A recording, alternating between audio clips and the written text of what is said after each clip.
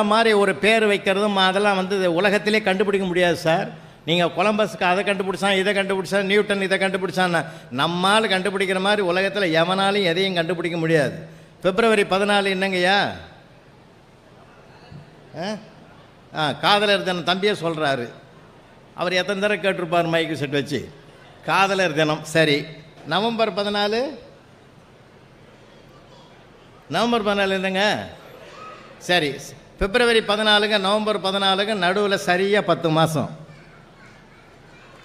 புரியுதா? அவன் எப்படி தெரிஞ்சு வச்சானா தெரியாமல் வச்சானா நமக்கே ஒரு குழப்பமாக இருக்குது. நீங்கள் கொஞ்சம் சிலதெல்லாம் நீங்கள் ரொம்ப மைண்டில் ஆராய்ச்சி பண்ணி பண்ணலாம். ஒரு மகிழ்ச்சியாக பயணம் பண்ணலாம். நாம்ளே அவன் சரியில்லை இவன் சரியில்லைன்னு அடுத்தவர்களுடைய குறைகளை விமர்சிப்பதை விட நிறைகளை பார்க்க பழகினால் வாழ்நாள் முழுவதும் மனம் நிறைந்த மகிழ்ச்சி தாண்டவம் ஆடும் நமக்கு. அதில் தான் நான் எப்பயுமே குறிக்கோளாக இருப்பேன். ஏன்னா சில இடங்களில் பாருங்கள், ஒரு நான் ஒன்று சொல்கிறதுங்க, சுகர் கூட வந்துடுத்துன்னு வச்சுங்களேன். சுகர் வந்தால் கவலைப்படாதீங்க, அது ஒரு பற்றாக்குறை தான். அது நோயே கிடையாது சார். இப்போ சுகர் இல்லாத மனுஷனே கிடையாது. ஏன்னா வாக்கியம் போகும்போது கூட பாருங்கள், நிறைய பேர் பேசுவான். நல்லா கவனிங்களேன். உனக்கு என்ன பாயிண்ட்டுன்னு இவன் கேட்பான், அவன் இவனை கேட்பான் உனக்கு என்ன பாயிண்ட்டுன்னு. என்னடா பாயிண்ட் டு பாயிண்ட் பஸ்ஸாடா விட்றீங்கன்னு நாம் நினைப்போம். அது இல்லை, உனக்கு எவ்வளோ சுகர்னு அவன் கேட்குறான், அவனுக்கு அவன் எவ்வளோன்னு கேட்குறான்.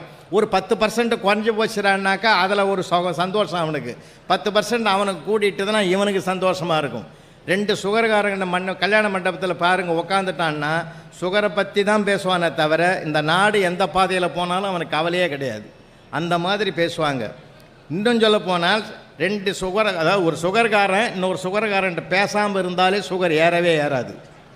நிஜமாங்க, அனுபவ ரீதியில் சொல்கிறேன். நிறைய பேர் என்னை ஏற்றி விட்டு போடுவான். ஏன்னா வித்தியாசமான உலகம், வேடிக்கையான உலகம். கொரோனாவில் பார்த்தோம்ல, கொரோனாவில் எவ்வளோ இருந்தது. நம்மெல்லாம் நிறைய பேருக்கு நான் ஃபோன் பண்ணேன் சார். நிறைய பேர் அழுதான் சார் ஃபோன்லேயே. யாருமே எங்களை விசாரிக்கலை, நீ விசாரிக்கிறியா, ரொம்ப சந்தோஷம்னா. என்ன ஒருத்தன் விசாரிச்சான் தெரியுமா? இருக்கிறியான்னு கேட்டான் சார். இல்லை எவ்வளோ அதாவது நம்ம சில சமயத்தில் சில வார்த்தைகள் என்பது பலம், வார்த்தைகள் என்பதே பலவீனம். ரெண்டையுமே எல்லாமே நம்ம ஜாக்கிரதையாக பேசணும். அதனால தான் கடவுள் படைத்த அற்புதமான படைப்பிலே மனிதனுக்கு கொடுத்துருக்கிற மிகப்பெரிய வரம், கொடை எது தெரியுமா? சிரித்து மகிழ்வது தான் சார் மிகப்பெரிய கொடை. வேறு எந்த ஜீவனுக்கும் அது கிடையாது சார். எந்த ஜீவனுக்கும் கிடையாது. நீங்கள் எதையுமே ரசிங்கன்றேன். ஏன்னா சிங்கப்பூரில் கூட நம்ம ஆளுங்க 3 பேர் போயிருக்கிறாங்க. போயிட்டு ரோடை கிராஸ் பண்ணி ஓடி இருக்கிறாங்க. அங்கே ஒருத்தர் காரில் வந்தவர் நிறுத்திட்டு, எல்லாம் தமிழ்நாட்டிலேருந்து வந்தீங்களான்னு கேட்டுக்கிறாரு.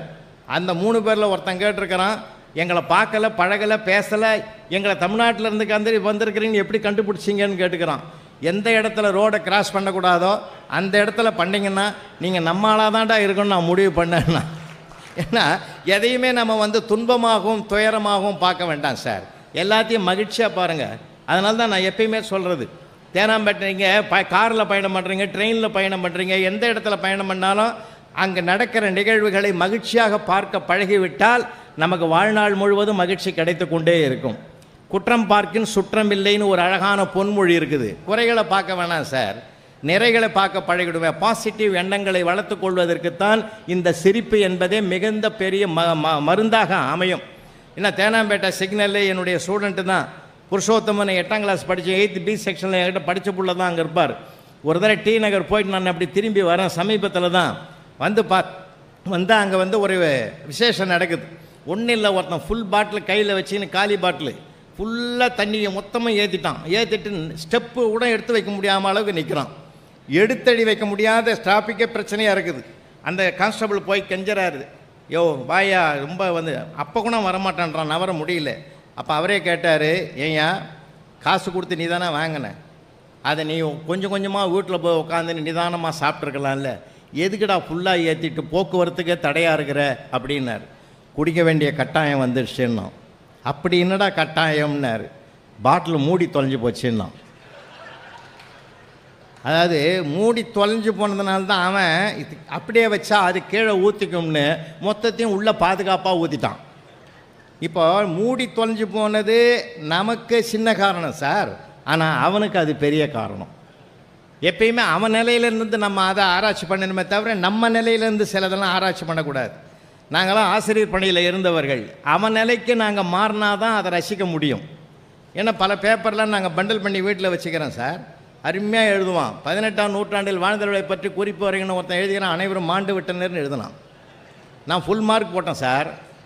இல்லைன்னா அந்த ஆளை ஒரு காட்டணுமா, நான் எங்கே போகிறது? இந்த நூற்றாண்டே ஆளே நமக்கு தெரியல, இவனே வேடிக்கை மனிதனாக இருக்கிறான். 18ஆம் நூற்றாண்டுக்கு நான் எங்கே போகிறது? அவன் ஃபேண்டாஸ்டிக்காக ஆன்சர் எழுதுவான் தெரியுமா உங்களுக்கு? சிமெண்ட்டை தயாரிக்க வேண்டிய மூலப்பொருளில் எழுதுன ஒருத்தர் எழுதிக்கிறான் சார். எந்தெந்த மூலப்பொருள்களை கொண்டு தயாரிக்கப்படும் அந்தந்த மூலப்பொருளால் தயாரிக்கப்படும். எனக்கு ஒன்றும் புரியல. இப்படிலாம் ரொம்ப சுத்திரமெல்லாம் நிறைய பேர் இருக்கிறான் சார். அது உள்ள பயங்கரமான ஆளுங்க. இன்னும் நம்ம வேடிக்கையான பிள்ளைங்க சார். எங்கள் கணக்கு டீச்சர் சாந்தகுமாரி அம்மா ரொம்ப வருத்தப்பட்டுன்னு ஒரு தடவை பேப்பரை தூக்கின்னு வந்தாங்க. பேப்பர் தூக்கின்னு வந்து, நீங்கள் செல்லம் கொடுத்து இந்த பசங்களை கெடுத்துட்டீங்க சார். இல்லைம்மா, ரசிம்மா, குழந்தைதாம்மா ரசிக்கணும். அவன் எப்படி எழுதினாலும் பரவாயில்லம்மா, அதில் இருக்கிற உண்மையை பாருமா, அவன் இடத்துக்கு நீ வந்து பாருமா அப்படின்னு. எங்கள் பேராசிரியர் ஐயா சம்பந்தம் அவர்கள் இங்கே வந்திருக்காங்க. அவங்க இந்த ஆண்டு பசங்க படிக்கிற 12th தமிழ் பாட புத்தகத்தையே தயாரித்தவங்க. அவங்க பெரிய நூலாசிரியர். அவங்க எங்களுக்கெல்லாம் ஒரு வழிகாட்டி. ஐயாவுக்கு தெரியும், பல ஆண்டுகள் வகுப்பறையிலே மேல்நிலை மாணவர்களை சந்தித்து அவர் மிக அற்புதமாக வழி நடத்தியவர். அவரால் உருவாக்கப்பட்டவர்கள் திருவள்ளூர் மாவட்டம் முழுமையும் பல பணிகளிலே, பல பொறுப்புகளிலே, பல அரசு பணிகளில் இருக்கிறார்கள். அது பெரிய சிறப்பு இல்லையா? அவங்களுக்கெல்லாம் தெரியும். நாங்கள்லாம் தண்டிக்கவே மாட்டோம், அவனை கண்டிக்கவும் மாட்டோம். ஆனால் அவனிடத்தில் ஒரு அன்பு செலுத்தி அதை நம்ம ரசனையாக்குவோம். அந்த அம்மா என்ன கொண்டாந்தாங்க, பேப்பரை கொண்டு வந்து 10 பேர் சேர்ந்து ஒரு தார் ரோடை 20 நாளில் போடுறாங்க. அதே ரோடை 15 பேர் எத்தனை நாளில் போடுவாங்கன்னு காலமும் நேரமும் கணக்கு பற்றி கேட்டிருக்கிறாங்க. நம்மால் எழுதுகிறான், மேற்படி ஆள் சூப்பராக எழுதுகிறான். இது அனாவசியமான கேள்வி. ஏற்கனவே 10 பேர் போட்ட ரோடை மறுபடியும் எதுக்கு 20 பேர் போடணும்? அரசாங்கத்துக்கு வீண் செலவு அப்படின்னு எழுதிக்கிறான் சார். நான் சொன்ன ஃபுல் மார்க் போடுமா? இந்த சமுதாயத்தை எவ்வளோ கணக்கு பண்ணி வச்சுக்கிறான் அவன் கணக்கு தான்மா சரின்னு. அந்த அம்மா என்கிட்ட சண்டைக்கு வந்துடுது, இந்த மாதிரிலாம் உனக்கு எழுதுனான்னா நீங்கள் கோவப்பட மாட்டியான்னு. இதை விட பயங்கரமாக எழுதுகிறோம். எங்கள் ஆசிரியர் பெருமக்களுக்கு நல்லாவே தெரியுங்க, ஒரு ஆண் பிள்ளை எழுதுறதுக்கும் ஒரு பெண் பிள்ளை எழுதுறதுக்கும் வித்தியாசம் இருக்குது. எந்த பெண் குழந்தையும் மனசாட்சிக்கு மாறா, தர்மத்துக்கு மாறா, அதர்மமாக எழுதாது சார். இன்றைக்கும் சொல்கிறேன், இன்னைய வரைக்கும் சொல்கிறேன், இந்த நாட்டில் இன்னும் கொஞ்சம் தர்மம் இருக்குதுன்னா அது பெண்களால் தான் இருக்கிறது என்பதிலே நான் முழு நம்பிக்கை உடையவன். அது சகோதரியாக இருக்கலாம், தாரமாக இருக்கலாம், தாயாக இருக்கலாம், அது யாராவது இருக்கலாம், பெண் வடிவத்தில் தான் இருக்குது. ஏன்னா ஒரு கேள்விக்கு ஆன்சர் தெரிஞ்சால் தான் சார் ஒரு பெண் எழுதும், இல்லைன்னா எழுதவே எழுதாது, அப்படியே விட்டுடும். ஆனால் நம்மால் அப்படி இல்லை சார். எந்த கேள்விக்கு தெரியலையோ அதுக்கு தான் சார் நிறைய பக்கம் எழுதுவான். அடி பூந்து விளையாடுவான் சார். கற்பனை சிறக வான மண்டல பறக்க விட்டுருவான். நான் அப்படி தான் கேட்டேன், இந்த பூகம்பம் எப்படி உருவாகும்னு. ஒருத்தன் எழுதிக்கிறான், வானம் வெடித்து சிதறும், பூமி பிளக்கும், கடல் கொந்தளிக்கும், பெருக்கெடுத்து ஓடும் வெள்ளத்தில் எங்கள் தமிழையா முதலில் போய் விடுவார்னு எழுதிக்கிறான் சார். அவரை தொடர்ந்து ஆடு மாடுகள் எல்லாம் போகும். என் கூட எதை அனுப்புகிறான் பார். எல்லாத்தையும் படித்து பார்த்துட்டு மனசு நொந்து அவனை கண்டிக்கவும் கூடாது, மன உளைச்சல் வர மாதிரி திட்டவும் கூடாது. நான் என்ன தான் பண்ணுறது? அவனுக்கு மனசு வேதனை வெளிப்படுத்தணும் இல்லையா? அவனை கிட்ட கூப்பிட்டு, ஏண்டா ராஜா அப்படி அதர்மமாக எழுதிக்கிறேடா, நல்லா இருக்க மாட்டேன், நியாயமா தர்மமான்னு ஓன்னு அழுதான் சார். ஒருத்தன் செஞ்ச தவறுக்கு அழுதான்னா அதை விட மன்னிப்பு உலகத்திலே கிடையாது. விட்றா, ஏன் அழற, கவலைப்படாத, விடு, நான் ஒன்றும் அதை பெருசாக்க மாட்டேன், விட்றான்னு. நான் அதுக்கு அழுவில், நீ படித்து பார்த்து திருத்துவேன்னு நான் நினைக்கவே இல்லைன்னா. அதனால் அது நம்மக்கிட்டையும் சில குறை இருக்குதுல்ல. அதனால் வாழ்க்கையில் சிலதெல்லாம் கொஞ்சம் நெளிவு சுழியாக தான் போகணும் சார். எந்த இடத்துலையுமே ஒரு ஆணோ ஒரு பெண்ணோ உருவாகிற 2 இடம், ஒன்று கருவறை, இன்னொன்று வகுப்பறை. கருவறை 10 மாத பந்தம், வகுப்பறை 16 ஆண்டுகள் பந்தம். கருவறை உறவுக்கு தருகிறது, வகுப்பறை உலகுக்கு தருகிறது. அந்த பிள்ளைகளை உருவாக்குகிற பணியில் கடவுள் நம்மையும் ஆட்படுத்தி இருக்கிறான்னா அது மிகப்பெரிய வாய்ப்புங்க. யாராவது ஆசிரியர்கள் இருந்தால் உண்மையிலே சந்தோஷப்படுங்க. இந்த பிறவியிலே ஆசிரியர் பணி தான் முதல் பணின்னு நான் கருதுறேன். சங்கடங்கள் 1000 வரலாம் சார், 1000 பிரச்சனைகள் வரான். பிரச்சனைகள் இல்லாத எங்கே இருக்குதுங்க? எல்லா இடத்துலையும் பிரச்சனை இருக்குதுங்க. அதனால் நம்ம ரசிக்கணும் சார். எல்லா இடங்களையும் ரசனையாக்குங்க. படைப்பு பல படைத்து பலரோடு உண்ண உடைப்பெறும் செல்வராயிரம் இடைப்பட குறுகுறு நடந்து சிறுகை நீட்டி இட்டும் தொட்டும் கவியும் துடன்றும் நெய்யுடையடிசல் மெய்பட விதர்த்தும் மயக்கூறு மக்களை எல்லோருக்கு பயக்குறை இல்லை தாம் வாழு நாளேன்னா மகிழ்ச்சியாக இருக்கணும் சார். குழந்தைகளை ரசிக்கணும். திருவள்ளுவர் 2000 ஆண்டுகளுக்கு முன்பே படம் பிடிச்சு காட்டிருக்கிறார். குழலிநிதி யாழிநிதி என்பதம் மக்கள் மழலை சொல் கேளாதவன். குழந்தைகிட்ட நம்ம பேசுறதுக்கே இப்போ நேரம் இல்லையே சார். ரொம்ப வருத்தமாக இருக்குது, பேசுறதுக்கே நேரம் இல்லை சார். ஏன்னா நம்ம வளர்ப்பும் சரியில்லை. வளர்ப்பு எப்படி இருந்தால் அப்படி தானே வாழ்க்கை அமையும். அந்த காலத்தில் முத்தமிழறிஞர் டாக்டர் கலைஞருடைய திரைப்படத்தை பார்த்துட்டு வெளியே வந்தாலே அந்த படத்தில் வர பேரெல்லாம் வீட்டில் பிள்ளைகளுக்கு வைப்பாங்க. சந்திரசேகரன், ஞானசேகரன் அப்படின்ற பேரெல்லாம் இந்த மண்ணில் வச்சுருந்தான் சார். இப்போ அப்படிலாம் யாரும் பேரே வைக்கிறதில்ல. என்ன பேர் வைக்கிறான்னு 10 தடவை கேட்க வேண்டியதாகுது. அது வாயில் நுழைய மாட்டேங்குது நமக்கு. அந்த மாதிரிலாம் பேர் வைக்கிறான். அன்றைக்கி ஒரு வீட்டில் போய் நான் உட்காந்துங்கிறேன். ஒரு பையனை கூப்பிட்டு அவர் அப்பா சொல்கிறார், ஃப்ரெண்டு சொல்கிறாரு, புலவர் வந்துக்கிறாரா, கொஞ்சம் வெந்நீர் வாங்கிட்டு வாடான்னு. அவன் தாவி தாவி போனான் சார். தாவி போனான். பூமியில் நடக்கலாமே. பையனுக்கு என்ன பேர், என்ன ஜம்புலிங்கம்னா. பரவாயில்ல, நீ சரியாக தாண்டா வச்சுக்கிற. அவன் ஜம்ப் பண்ணி போகிறான். ஏன்டா, அப்போ தான் நான் நினச்சிக்கிறேன், ஏன் இப்படி போகிறான், நடந்தே போக மாட்டேன்றான்னு. அதுக்கு அவர் சொன்னார், நீங்கள் நான் வளர்ந்த காலத்தெல்லாம் தூளியில் போட்டு அப்படி ஆறாரோன்னா அப்படி இழுத்து விட்டு வளர்த்தாங்க. இட வசதி இருந்தது. அசைஞ்சு வளர்ந்தோம். இறங்கி விட்டாலும் அசைஞ்சு போகிறோம். அவன் அப்படி இல்லை, இட வசதி இல்லை, ஸ்ப்ரிங் தொட்டியில் தான் போட்டு வளர்த்தோம். அது எகிரி குச்சே வளர்ந்ததுனால இறக்கி விட்டாலும் அப்படி தான் போகுது. நான் என்ன பண்ணுவேன்னா, அவன் சொன்ன விளக்கம் எனக்கு ரொம்ப பிடிச்சிருந்தது. ஏன்னா நாம் எப்படி உருவாக்குறோம் சார், நாம் எதுவாக மாற வேண்டும் என்று சதா நினைக்கிறோமா, நாம் அதுவாகவே மாறுவோம். இதுதான் உபனிஷதத்தினுடைய முக்கியமான சாரம். அதனால தான் நம்ம எண்ணங்கள் நல்லதாக இருக்கணும். எண்ணிய முடிதல் வேண்டும்னா பாரதி. அடுத்த வரி பாருங்க, நல்லவே எண்ணல் வேண்டும். எல்லாமே நல்லதாக எண்ணுவோமே. ஏன்னா பேராசிரியர் கணேஷ் சிற்சபேசன் ஐயா அவர்களோடு நாங்கள்லாம் பழகிருக்குங்க 10 ஆண்டுகள். ஐயாவும் அவருக்கு பேராசிரியராக இருந்தவர். அவங்க தமிழறிஞர் சாலமன் பாப்பையாவுக்கு ஆசிரியர். அவர் சாதாரணமான மனிதர், இங்கே சரித்திரபட்ச மனிதன். ஐயாவோடலாம் நாங்கள் ஒரு தடவை பயணம் பண்ணோம். தென்கட்சி சுவாமிநாதனோட 10 ஆண்டுகள் பயணம் பண்ணியிருக்கிறேன். அது மாதிரிலாம் அவங்க கூட பழக தாங்க இந்த பொறுமை, நிதானம், சகிப்புத்தன்மை, தாக்குதலை கூட தாங்குதலாக மாற்றிக்கொள்ளுகிற மனப்பக்குவத்தை அந்த மகான்கள் தான் எங்களுக்கு கொடுத்துருக்குறாங்க. சாதாரணமானதில்லை. ஒரு ஒத்தாண்டேஸ்வரர் கோயில் தாண்டி இந்த திருமேசை தாண்டி அம்மன் கோயிலில் பேசுகிறதுக்கு ஆடி மாதம் நான் பேராசிரியர் கணேஷ் சிற்சபேசன் அவருடைய கூட காரில் வரும். காரில் நான் அவரும் பின்னாடி உட்காந்துக்கிறேன். டிரைவர் ஓட்டின்னு வராரு காரை. மண் ரோடு அப்போல்லாம் உங்களுக்கு எல்லாருக்கும் தெரியும். மண் ரோடு, சின்ன ரோடு, 20 அடி ரோடு. இந்த 20 அடி ரோடு ஒரு கார் நல்லா வளைக்க முடியாத இடத்துல ஸ்டேரிங் போட்டு வளைச்சாரு டிரைவரு. நல்லா கவனிச்சிங்க, டிரைவர் பேர் கோவிந்தன். அது புரட்டாசி மாதம் சனிக்கிழமை வேறு. கோவிந்தன் சொன்னாலே சங்கு சக்கரம் இருக்கும்ல. அதனால் என்ன பண்ணால் வளைச்ச வளைவில் ஷேரிங் கையில் வந்துடுது. எங்கள் ஐயா சும்மா இல்லை, கோவிந்தா கையில் என்னன்னாரு. ஆமாம், இது பேசி பழகிட்டவன். சக்கரம் சுவாமின்னா. உடனே எங்கள் ஐயா கேட்டார், சங்கு எங்கேன்னார். இன்னும் கொஞ்சம் நேரத்தில் ஊதிடுவானுங்கண்ணா. அப்போ தான் அவர் சொன்னார், நாங்கள் உயிரை கையில் பிடிச்ச நாங்கள் வரோம். என்ன சார் இப்படி பேசுகிறீங்க, இடுக்கண் வருங்கால் நகுகன்னு ஐயன் வள்ளுவன் சொன்னதை நினைவில் இல்லையான்னார். அந்த மாதிரி ஒரு நகைச்சுவை, எதையுமே துன்பத்தை கூட இன்பமாக பார்க்கிற மனப்பக்குவம் எந்த மனிதனுக்கு வாய்க்கப் பெறுகிறதோ அவனால் தான் பிரச்சனைகளிலிருந்து விடுபட்டு வெளியிலே வருவதற்குரிய தீர்வு அவங்ககிட்டே கிடைக்கும். நீ தீர்ப்புக்குன்னு கோர்ட்டுக்கு போக வேண்டிய அவசியமே இல்லை. தீர்வு வேற, தீர்ப்பு வேற. தீர்ப்பு தண்டனை பொறுத்தது, தீர்வு மனமாற்றத்தை பொறுத்தது. அந்த மனமாற்றத்தை தருகிற மிகப்பெரிய மகத்துவம் மன மகிழ்ச்சியில் தான் இருக்குது. நம்ம எல்லாத்துக்குமே சங்கடப்படுறோம் இல்லை. ஒத்த வரியில் இருக்குது சார் வாழ்க்கையினுடைய நகைச்சுவை. அன்றைக்கி ஹஸ்பண்டு சேரில் உட்காந்துங்கிறாரு. அந்த அம்மா அவங்களுடைய மனைவி சொல்லுது, ஏங்க நான் வெளியில் போகிறேன், உங்களுக்கு என்ன வேணும்னு. அதை விட எனக்கு என்னடி வேணும்னா முடிஞ்சு போச்சா. அங்கே உள்ள என்ன பிரச்சனை இருக்குதுன்னு அந்த ஒரு வரியிலே முடிஞ்சு போச்சு. இதுதான் சார் லைஃப்பில் நீங்கள் பேச மறந்ததுனாலே பல பிரச்சனைகள் விஸ்வரூபம் எடுத்திருக்கிறது. உண்மையா இல்லையாங்க? பேச மறந்துட்டோம் சார். நம்ம பேசினா என்ன ஆகுமோ ஏதாகுமோ. ஒவ்வொரு மனிதனுக்கும் மன அழுத்தம் தான் அவனுடைய மகிழ்ச்சிக்கு தடை என்றால் அந்த மன அழுத்தம் எதனால் வருதுன்னா பேசி பழகாததுனால்தான் அந்த மன அழுத்தமே வருது.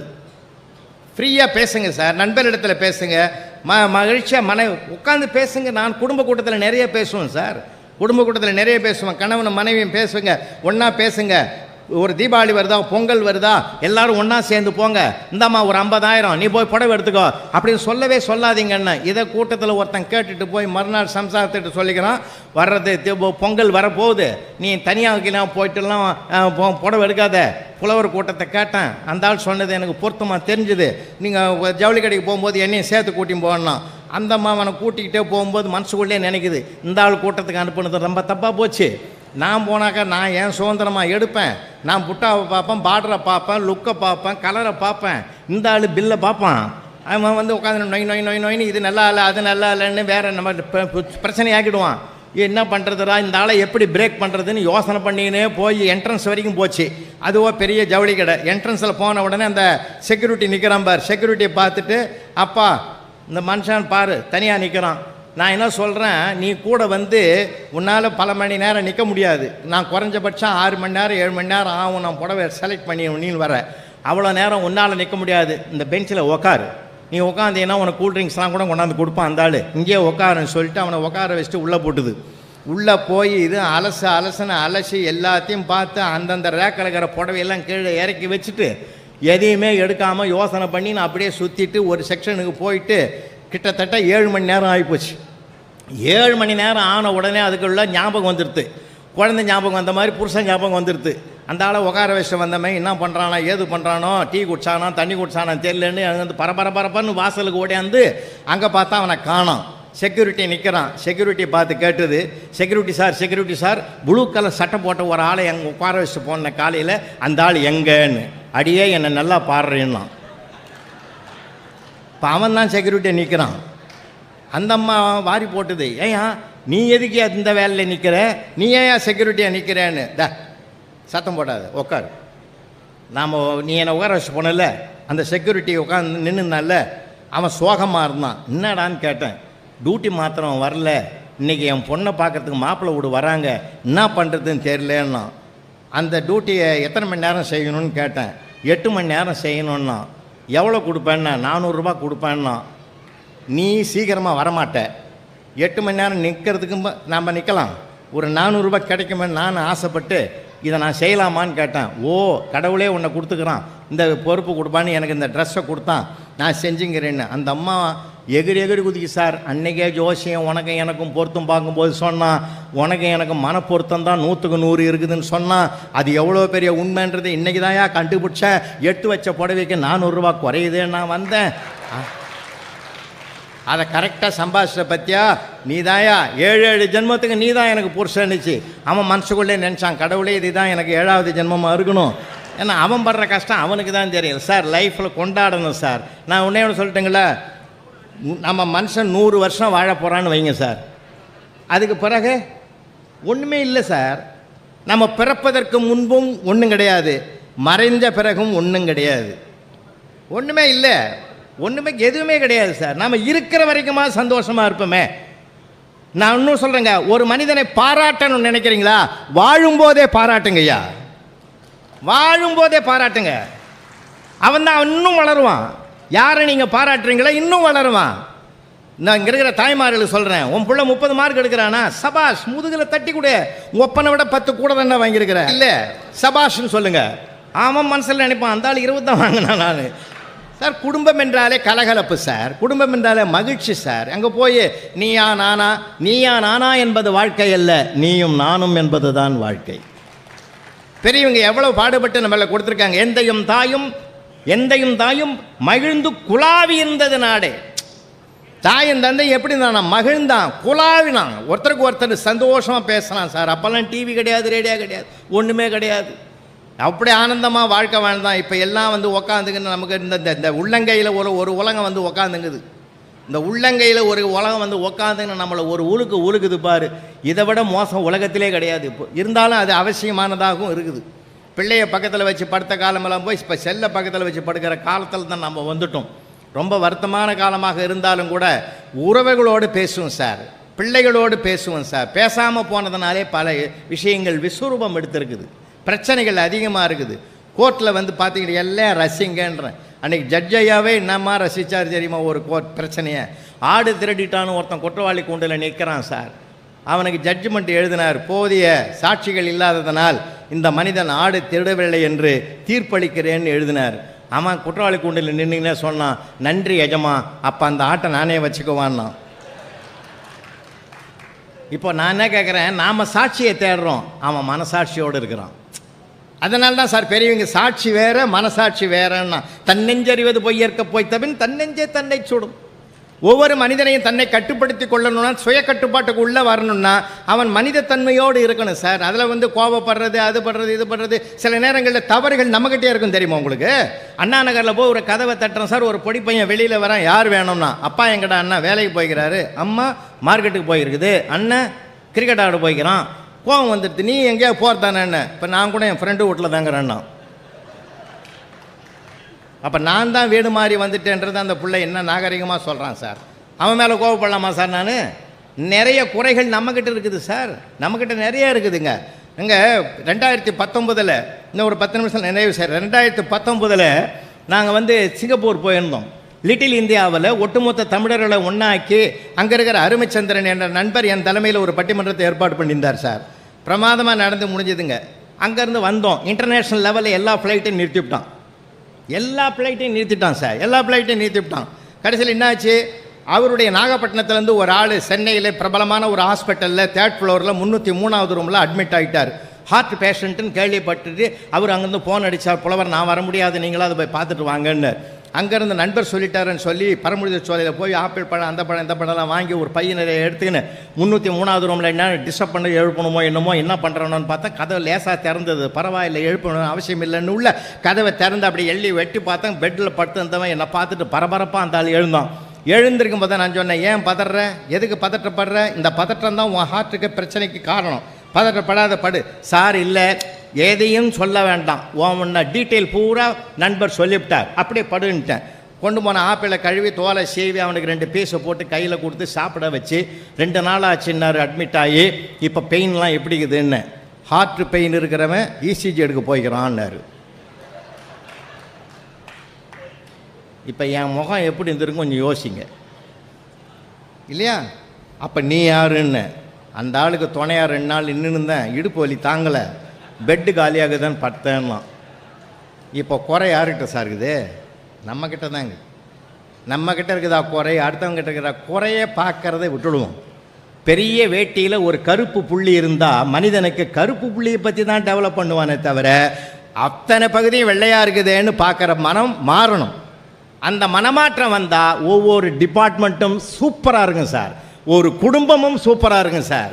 நீங்கள் ஒரு எந்த தப்பை பண்ணுவோம், அந்த தப்பை டெவலப் ஆக்குவோம், அதை விமர்சனம் பண்ணுவோம் சார். நாம் ஒருத்தனை விமர்சனம்னா நம்ம விமர்சனம் பண்ணுறதுக்கு 4 பேர் தயாராக இருக்கிறோம். நாம் ஒருத்தனை பாராட்டணும்னா நம்ம பாராட்டுறது கடவுள் 2 பேர் ஏற்பாடு பண்ணுவான். இதுதான் தர்மம், இதுதான் நியாயம். அதுக்கு இந்த மகிழ்ச்சி அடைகிற மனோபாவம் வேணும் சார். எப்பயும் நாம இருக்கணும் சார். நமக்குள்ளே நாம தான் பயணம் பண்ணணுமே தவிர நமக்குள்ளே இன்னொருத்தன் பயணம் பண்ணவே கூடாது. அதனால தான் சொல்கிறேன், உங்கள் பிள்ளைகளோட உங்கள் பிள்ளைகளாக பாருங்கள், நோ கம்பேரிசன். கம்பேர் பண்ணவே பண்ணாதீங்க. பெரியப்பா வீட்டு பிள்ளை பாரு, சித்தப்பா வீட்டு பிள்ளை. எங்கள் தெருவிலே ஒருத்தன் பையன் ஃபெயில் ஆகிட்டான் சார் +2ல். அவனே சொன்னான், பார்த்தே பாடா பாவி ஃபெயில் ஆகிட்டாடான்னு. ஒன்னால தான் ஃபெயில் ஆனான்னு அவங்க அப்பங்கட்டே. ஏன்டா நான் என்னடா பண்ணேன், எப்போ பாரு எதிரொட்டு பொண்ணை பாரு என்னமா படிக்குது, எதிரொட்ட பொண்ணை பாரு என்னமா படிக்குதுன்னு வருஷம் பூரா அதை பார்த்து தான்டா நான் ஃபெயிலாக போட்டேன்னா. அதனால் ஒன்னால தான் நான் கேட்டேன். நான் எதுக்கு கம்பேர் பண்ணாதீங்க சார். அவனுக்குள்ளே ஒரு சிறப்பு இருக்குது, அவனுக்குள்ளே ஒரு பெருமை இருக்குது. இதை பார்த்து மகிழக்கூடிய மனோபாவத்தை நாம் பெற்றுவிட்டால் தனி மனிதனும் மகிழ்ச்சியாக இருப்பான், குடும்பமும் மகிழ்ச்சியாக இருக்கும். நண்பர்கள் ஒருத்தருக்கு ஒருத்தர் பார்க்குறீங்களா, நல்ல விஷயங்களை டெவலப் பண்ணி பேசுவோம் சார். நடந்த கெட்ட விஷயங்களை பேச வேண்டும் அவசியமே இல்லைன்னு. துன்பத்தை அதிகமாக பேசினால் இருக்கிற இன்பமும் போயிடும் சார். மகிழ்ச்சியுடையவன் யார் தெரியுமா? மகிழ்ச்சி இல்லாதவன் யார் தெரியுமா? எவன் ஒருவன் இருப்பதை பார்க்கிறானோ அவன் மகிழ்ச்சியாளன், எவன் ஒருவன் இல்லாததையே பார்க்கிறானோ அவன் மகிழ்ச்சி அற்றவன். இதுதான் சின்ன மந்திரம். இது இருக்கிறத பார்ப்போம் சார், இருக்கிறத பார்ப்போம், சந்தோஷமாக இருப்போம். வாழ்க்கை முழுவதும் நம்ம எதையும் கொண்டு போக போகிறதில்லை, எதையுமே கொண்டு இல்லை. கவியரசு கண்ணதான் சொன்னார், இருக்கத்தான் வந்தோம் இல்லாமல் போகிறோம்னா. எதை கொண்டு வந்தோம், எதை கொண்டு போகிறோம்னா, இதெல்லாமே வாழ்வினுடைய உண்மைகள். இதெல்லாம் தூக்கி போடுங்க. இன்றைக்கெல்லாம் பார்த்தீங்கன்னா பெண்களை ஒருத்தருக்கு ஒருத்தர் மதிக்கணும் சார். இன்றைக்கி பெண்கள்லாம் இன்னும் அபாரமான குழந்தைகள். இந்த பாருங்கள், 2 பெண்கள் சரிநிகர் சமமாக பாராளுமன்றத்தில் கூட 33% கேட்குறாங்க. எங்கள் நடுவர் 50% கொடுத்து கூட்டிருக்கிறார் பட்டிமன்றத்தில். இங்கே 2 ஆண்கள், அங்கே 2 பெண்கள். பெண்கள்லாம் என்ன ஜீனிஸாக இருக்காங்க தெரியுமா, திறமையாக இருக்குதுங்க. அன்றைக்கி ஒருத்தன் டாக்டர்கிட்ட போய் சொன்னான், டாக்டர் எனக்கு ஒரு பெரிய பிரச்சனையாக இருக்குது. ஏன் என்ன பிரச்சனைன்னாரு, கட்டிலில் படுத்து ராத்திரி பூரா படுத்தா எவனோ கட்டிலுங்க படுத்துங்கிற மாதிரியே ஒரு ஃபீலிங் வருது. ஒவ்வொரு அரை மணி நேரமும் எழுந்து பார்க்குறேன், ஆனால் எவனுமே இல்லை, என்ன பண்ணுறதுன்னா. உடனே டாக்டர் கணக்கு போட்டார். ஒரு சிட்டிங்க்கு 2000 ரூபாய் போட்டு 10 சிட்டிங் போட்டால் 20,000 கலெக்ஷன் ஆகிடும். ஒவ்வொரு சிட்டிங்கும் 1 மணி நேரம் என்கிட்ட பயிற்சி எடுக்கணுன்னாரு. எவ்வளோன்னா மொத்தம் 20,000 கணக்கு போட்டான். இதை விட நமக்கு நிரந்தரமாக தூக்கமே வராது. அவகிட்ட போய் சொன்னான். அதனால் என்ன பண்ணிட்டான், என் சம்சாரத்துக்கிட்ட சொல்லிட்டு வரேன்ட்டு போனான் பாருங்கள். வரவே இல்லை. 1 மாதம் ஆச்சு. அந்த கோயில் பக்கமாக வந்தபோது அவனை போய் சந்திக்கிறாரு டாக்டர். என்னப்பா மறுநாளே வரேன்னு சொன்ன, வரவே இல்லைன்னு. இல்லைங்க, இப்போ அந்த மாதிரி கனவே வர்றதில்லை, பிரச்சனையே தீர்ந்து போச்சுன்னா. என் சம்சாரம் 100 ரூபாயில் முடிச்சுட்டா அப்படின்னா. என்னையா பண்ணாங்க அப்படின்னார். ஒன்றும் இல்லை, கட்டில் பிரித்து கிடச்சிட்டு 100 ரூபாய்க்கு பாய் வாங்கி வந்து கொடுத்தா இப்போ பாயில் படுத்து கிடக்கிறேன், எவன் படுக்கிற மாதிரியும் ஃபீலிங்கே வரல, கனவே வரல அப்படின்னு அந்த 100 ரூபாயில் முடிச்செடுத்து பாரு அந்த பிள்ளை. 20,000 எங்கே, 100 ரூபாய் எங்கே? அதனால்தான் பெண்ணுக்குள் ஞானத்தை வைத்தான் புவி பேணி வளர்த்திடும் ஈசன், மண்ணுக்குள்ளே சில மூடர் நாங்கள் மாதர் அறிவை கெடுத்தான்னா. இந்த அளவிலே புத்தக திருவிழாவுக்கு அழைத்து வருகிற பிள்ளைகளுக்கு புத்தகம் வாங்குகிற பழக்கத்தை சொல்லிக் கொடுங்க. புத்தகம் வாங்குகிற பழக்கத்தை சொல்லிக் கொடுங்க சார். ஒரு சொல்லில் குழந்தைகளை நம்ம ஜெயிக்கலாம் தெரியுமா? நீங்கள் குழந்தைகிட்ட பேசுங்க சார். அன்னைக்கு அதை சொல்லி நான் நிறைவு செய்கிறேன். பையனை கூட்டிக்கிட்டு மெடிக்கல் ஷாப்புக்கு வராரு அப்பா. பையனுக்கு சின்ன பையன் சார், சின்ன பையன் 4ஆம் கிளாஸ் படிக்கிற பையனை கூட்டின்னு மெடிக்கல் ஷாப்புக்கு வராரு. மெடிக்கல் ஷாப்பில் கேட்குறாரு, எறும்பு மருந்து ஒரு பாக்கெட்டை கொடுங்கன்னாரு. அப்போ பையன் கேட்டான் சார் ஒரு கேள்வி, ஏன்பா எறும்புக்கு உடம்பு சரியில்லையான்னு கேட்டான் சார். அந்த மருந்து வாங்கவே இல்லை சார். இந்த பிள்ளை எறும்பை வாழ வைக்க வேண்டும் என்று விரும்புகிறான், நான் அதை அழிக்க வேண்டும் என்று விரும்புகிறேன் என்று ஒரு வார்த்தையிலே தந்தைக்கு உபதேசம் பண்ணான் சுவாமிநாதன்னா. இன்றைக்கி தந்தைக்கு உபதேசம் பண்ணுற பிள்ளைகள் உருவாகி இருக்கிறார்கள். சின்ன குழந்தைகளை ரசிங்க சார். நான்லாம் இன்ஸ்பெக்ஷனுக்கு போவேன் மெட்ரிகுலேஷன் ஸ்கூலுக்கு. அப்போல்லாம் போனால் ஜாலியாக இருக்கும் சார் பிள்ளைகள்லாம். அப்படி உள்ளே போனேன்னா அந்த ஃபஸ்ட் ஸ்டாண்டர்ட் பையனெல்லாம் பார்த்து கேட்பேன் நான், ஆயக்கலைகள் எத்தனைடான்னு ஒரு தடவை கேட்டேன். 64 சாருன்னா. சபாஷ், எப்படி சொன்னேன்ன? எங்கள் மிஸ்ஸு மேலே எழுதி வச்சுக்கிறாங்க சோத்துலன்னா. அந்தம்மா எழுதிக்குது ஆயக்கலைகள் 64. சபாஷ் சபாஷ் சபாஷ். 64 உனக்கு சொல்ல தெரியுமா? சொல்லுவேன் சார். அடே ஃபஸ்ட் ஸ்டாண்டர்ட்லேயே சொல்லுவியா?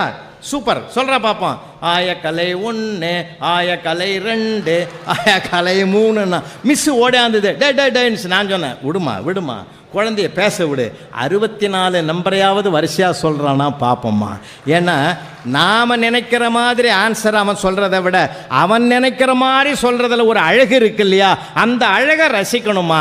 அந்த ரசனை தாமா எத்தனை கோடி இன்பம் வைத்தா எங்கள் இறைவான்னு எங்கள் பாட்டன் மகாகவி பாரதி பாடி இருக்கிறாமா. அதனால் குழந்தை தாமா முதல் சொத்து.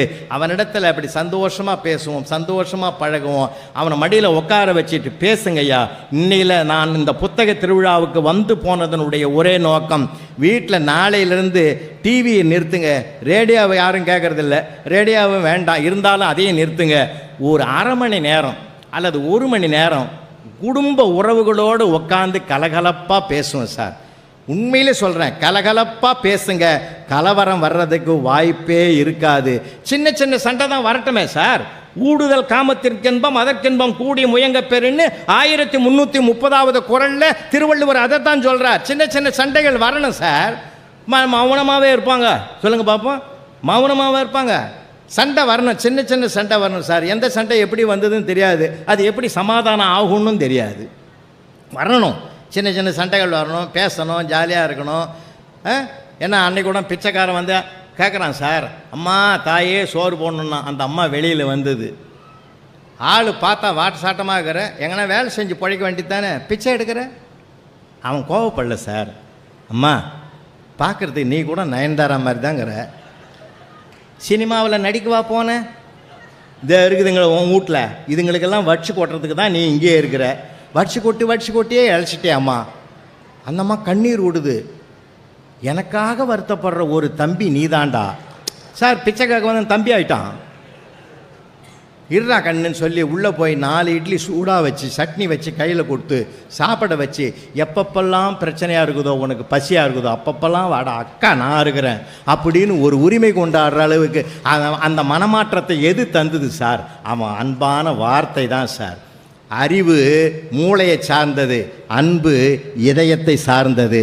இதயம் சார்ந்து பேசுமையா, இதயம் சார்ந்து பேசுவோம், இனிமைகளை உருவாக்குவோம். வாழ்நாள் முழுவதும் வசந்தமாக இருக்கும் சார். வசந்தமாக பேசாமல் போனதுனால தான் சார் பிரச்சனையை. ஒரு நாள் கரண்ட்டே நின்று போச்சு சார். நெட்டு ஒர்க் ஆகலை, லேப்டாப்பில் ஒர்க் ஆகலை, செல்லு ஒர்க் ஆகலை. அந்த அம்மா சொல்லிச்சு பக்கத்து வீட்டுக்காரம்மாக்கிட்ட, அப்போ நீ என்ன தாண்டி பண்ண, எப்படி தான் பொழுது போச்சு? இல்லை என் வீட்டுக்காரர்கிட்ட தான் உட்காந்துன்னு பேசியிருந்தேன், ரொம்ப நல்ல மனுஷனாக இருக்கிறாண்டி அப்படின்னு புரிஞ்சுக்கிச்சுன்னா. பேசுறதுனால தானே அந்த புரிதல் வருது. தெரிந்து கொள்வது வேறு, புரிந்து கொள்வது வேறு. நாம் புரிந்து கொண்டால் வாழ்க்கை சுகமான பயணமாக இருக்கும். 43 வருஷம் ஆகுது எனக்கு கல்யாணம் ஆகி. இன்றைக்கி எங்கள் வீட்டம்மா கேட்குது, நான் சொன்னேன்னு புரிஞ்சுதா? வகுப்பறையில் வாத்தியார் கேட்குற நான் சொன்ன புரிஞ்சுதா? தெரியுறது வேற, புரியுறது வேற. நமக்கு நிறைய விஷயங்கள் தெரியுது, புரியல.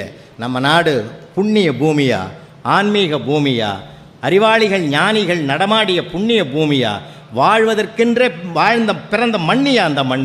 இந்த மண்ணை நேசிப்போம். நம்ம தமிழ்நாடு கல்வியில் சிறந்த தமிழ்நாடு, மிக மனிதநேயம் நிறைந்த தமிழ்நாடு, கோயில்கள் நிறைந்த புனித பூமியா இந்த பூமி. இங்கே பிறந்ததுக்கு பெருமைப்படுமையா. எந்த நாட்டிலையா 60 கொண்டாடுறான், 70 கொண்டாடுறான், 80 கொண்டாடுறான், 100 கொண்டாடுறான்? நம்ம அதுவும் தென் பகுதியில் தான்யா 60ஆம் கல்யாணம் பண்ணுறான், 70 கல்யாணம் பண்ணுறதே வேலை இல்லையான்னு கேட்கக்கூடாது. கல்யாணம் என்பது வாழ்நாள் முழுவதும் கொண்டாடி மகிழக்கூடிய ஒரு திருநாள் என்று பிரபஞ்சத்திற்கு பிரகடனப்படுத்திய மண்ணையா அந்த மண். 60 சஷ்டியப்த பூர்த்தியா? அது கூட நிறைய பேர் கேட்குறான், 60 பண்ணுறதா 61 பிறந்தான். 61 என்னைக்கு பிறக்குதா அன்றைக்கி தான் பண்ணணும். ஏன் தெரியுமா? 61 திருப்பி போடு 16 வயதில் தான் மார்கண்டேயன் திருக்கடையூரில் வாழ்க்கையினுடைய நீட்சி பெற்றது. அதனால தான் திருக்கடையூரில் 60ஆம் கல்யாணத்தை பண்ணுறான். நான் கூட 13 வருஷத்துக்கு முந்தைய அங்கே தான் பண்ணேன், திருக்கடையூரில். ஆஸ்திரேலியாவில் வந்து என் ஃப்ரெண்டு வந்தான் சார். அவன் கேட்டான் பாரு ஒரு கேள்வி, அதே ஒய்ஃபான்னு கேட்டான் சார். அதனால் நம்ம கலாச்சாரம் வாட் இஸ் யுவர் கல்ச்சர்னு சர்தார் வல்லபாய் பட்டேலை கேட்டபோது அவர் கல்ச்சர் இஸ் அக்ரிகல்ச்சர்னு சொன்னாரியா. இது விவசாயத்தோடு பின்னி பிணைந்த வாழ்வியல் உண்மைகளை கொண்ட வளமான நாடு. வாழ்வோம், வாழ்வதற்கென்றே நாம் பிறந்திருக்கிறோம். சந்தோஷமாக வாழ்வோம். இது உயர்ந்தது, அது தாழ்ந்தது, இவன் உயர்ந்தவன், இது பெரியவன், அவன் பெரியவன், இவன் பணக்காரன் மட்டும் மகிழ்ச்சியாக வாழ்வதில்லை. எவன் ஒருவன் மனம் நிறைவாக இருக்கிறானோ அவன்தான் மகிழ்ச்சியாக வாழ்கிறான் என்றார். பணம் நிறைவதை விட மனம் நிறைந்து வாழ்வதற்கு சிரிப்பு தான் உதவும்.